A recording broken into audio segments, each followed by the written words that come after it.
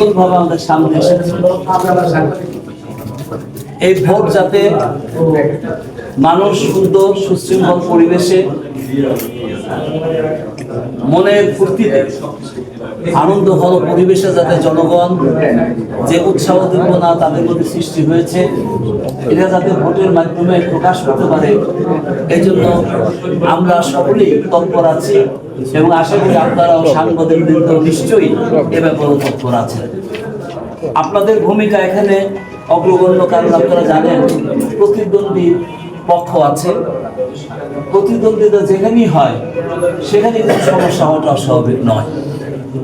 এই ক্ষেত্রে আমি ক্যান্ডিডেট হিসেবে আপনাদের বিবেচনার কাছে একটি কথাই রাখবো যে আপনারা অত্যন্ত নিরপেক্ষভাবে দায়িত্ব পালন করছেন, সেটাকে আরো নিরপেক্ষভাবে যাতে করা যায় এবং সকলের অবস্থান যাতে সমানভাবে আপনাদের মাধ্যমে প্রকাশিত হয়, এই আবেদন আপনাদের কাছে আমি জানাচ্ছি। এখন দ্বিতীয় কথা হলো, আমাদের যারা প্রতিপক্ষ আছেন তারা ইতিমধ্যেই এই কিছু কিছু জায়গায় কিছু কিছু ধমক ধামক, হুমকি ধামকি, বিশেষ করে মহিলা কর্মীদের উপরে কটাক্ষ করে আলাপ আলোচনা এগুলো তারা চালিয়ে যাচ্ছে।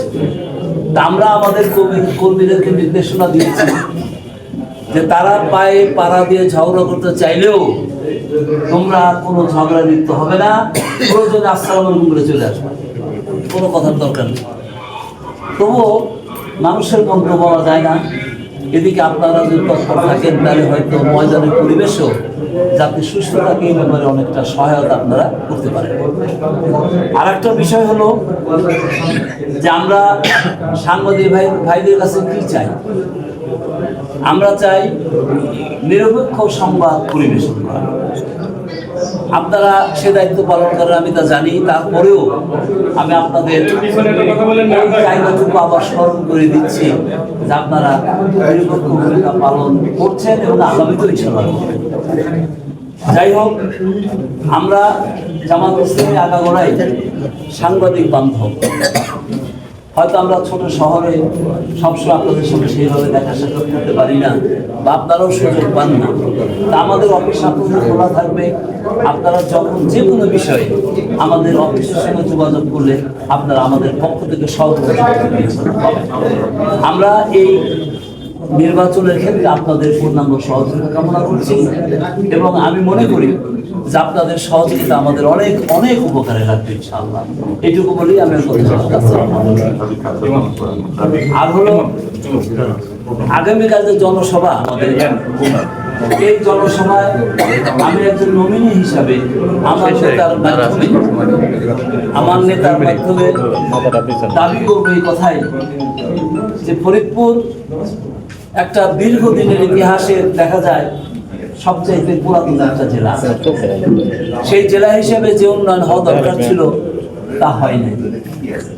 পরন্তু কিছুদিন আগ পর্যন্ত যারা ক্ষমতায় ছিল তারা ওই একটা মানে অনুদার দৃষ্টিভঙ্গি যে গোপালগঞ্জের এলাকাকে প্রাধান্য বেশি দিতে হবে, এইভাবে কাজ করার কারণে আমরা অনেক অধিকার থেকে বঞ্চিত হয়েছি বা কোনোটা এমন ধীরে ধীরে ভাবে চলছে যে আমরা কবে এটা পাবো আল্লাহ জানে। আমার নেতার কাছে দাবি থাকবে এটা যে উনি যেন এই আমার পক্ষ থেকে দাবি উত্থাপন করেন যে ফরিদপুর বিভাগ থেকে আমাদের কোনো দাবি আছেই, আমাদের ফরিদপুর সারা বাংলাদেশের মধ্যস্থানে অবস্থিত, সেই হিসেবে একটা বড় ক্যান্টনমেন্ট এখানে হওয়া দরকার, যেটা জায়গা অলরেডি আছে, আরো কিছু জায়গা অধিগ্রহণ করে একটা ক্যান্টনমেন্ট এখানে করা গেলে আমরা অনেকটা দেশের উন্নতি অনেকটা এগিয়ে যাবে।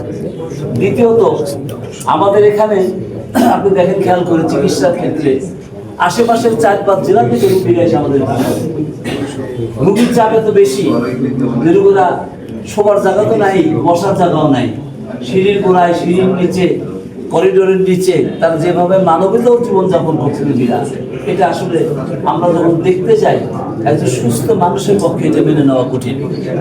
এই জন্য আমাদের দাবি হলো যে এই 500 বেড বা এই